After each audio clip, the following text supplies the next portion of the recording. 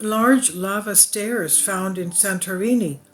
Is lost Atlantis hiding under the volcano's caldera?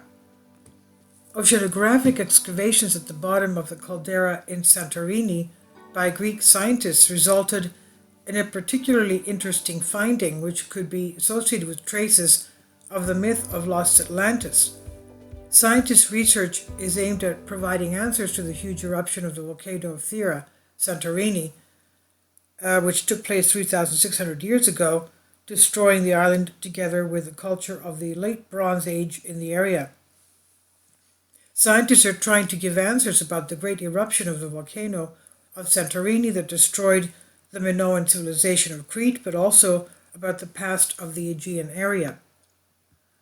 Specifically, the Greek television TV channel, the national TV channel, ERT channel broadcast volcanologist Evi Nomikou is doing research at the bottom of the caldera in Santorini, and as she said, they're looking in the area of Thracia to find out the origin of some large lava stairs at the bottom. She said, "We want to see if the stairs have a natural origin or not, which means that there, in the Santorini caldera, there was an ancient port that is associated with the big Minoan eruption that took place 3,600 years ago." However, as Mrs. Nomikou said, the association with the lost Atlantis would require a lot of research to be done. Referring to the Minoan eruption, the volcanologist noted that what we are seeing in recent days is the Spanish La Palma is in the Spanish La Palma is nothing compared to the eruption in Santorini. That explosion had destroyed everything on the island of Santorini. Atlantis, myth or reality? One of the greatest mysteries of all time, has its origins in a narrative of the great ancient philosopher Plato, who lived between 428 BC and 347 BC. In his dialogues of Timaeus and Critias, the titles of which come from the names of their protagonists, the history of Atlantis, about 360 BC, is discussed. For reasons we do not know, Plato did not complete criticism, while the scholar Benjamin Jowett and others argue that the great ancient philosopher intended to write another dialogue entitled Hermocrates. Socrates and the philosopher Timaeus and the politicians Critias and Hermocrates take part in the discussions recorded in these two dialogues. But the only one who mentions Atlantis is Critias. He says that when he was a small child, he heard the story of Atlantis from his grandfather, who in turn had heard it from Solon. Solon lived between 640 BC and 558 BC. Solon had learned it from an old Egyptian priest when he had traveled to Egypt. The history is placed around 9600 BC. In a free translation of what Plato says about Timaeus on Atlantis, quote, "It was an island located beyond the straits you call the Pillars of Hercules, modern-day Gibraltar.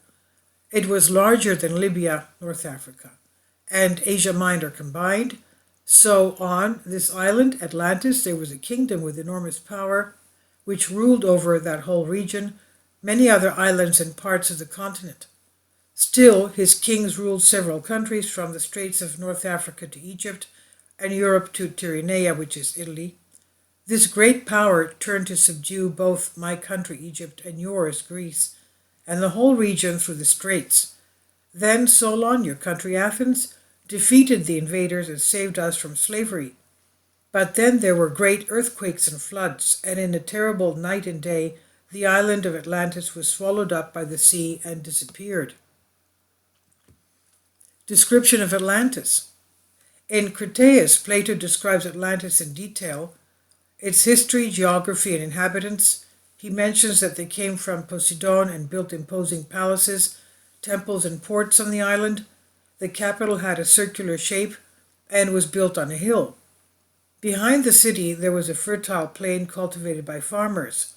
The king of Atlantis lived in the palace at the top of the hill, and in the center of the palace was a temple dedicated to Poseidon. Although the people of Atlantis had everything they wanted, they became greedy and corrupt. That is why Zeus decided to punish them, sinking their islands, and disappeared into the depths of the sea themselves, At the same time, serious disasters took place in Greece. The warriors and the large population disappeared, and Attica took the form it had in the years of Solon. And this is on Soul Ask. Please leave your comments. Thank you for your support. Kindly support my Patreon account.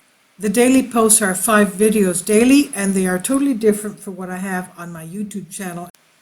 Thank you so much for your support and that you find all my content so interesting. You'll find the Patreon account details in the description box